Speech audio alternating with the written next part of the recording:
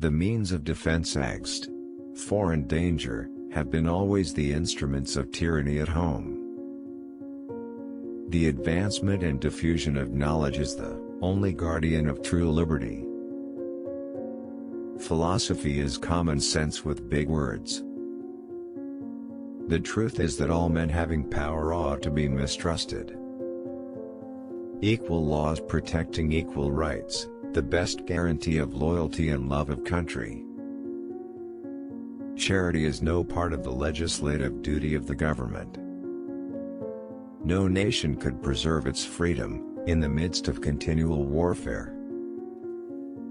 You must first enable the government to control the governed, and in the next place, oblige it to control itself. Democracy is the most vile form of government. Liberty may be endangered by the abuses of liberty, as well as by the abuses of power. All men having power ought to be distrusted to a certain degree.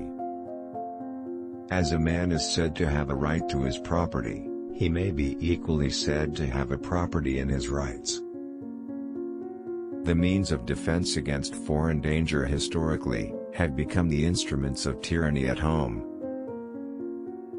Knowledge will forever govern ignorance. Liberty is to faction what air is to fire. Liberty may be endangered by the abuse of liberty, but also by the abuse of power. If tyranny and oppression come to this land, it will be in the guise of fighting a foreign enemy.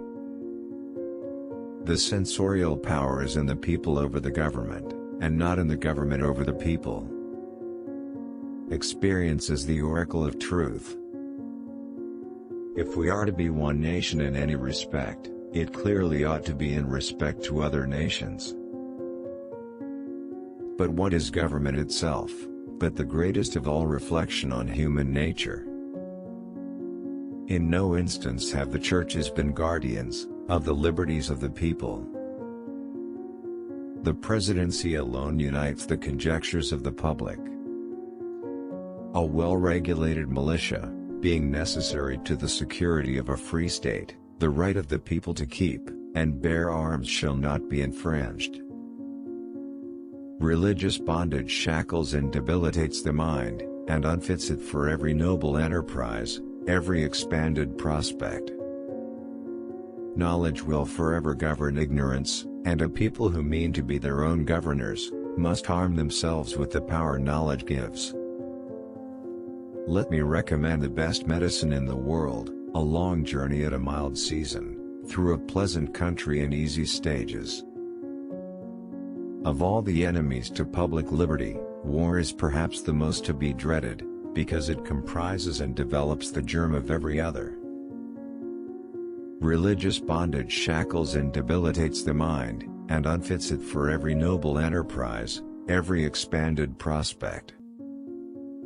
Americans have the right and advantage of being armed, unlike the citizens of other countries, whose governments are afraid to trust the people with arms.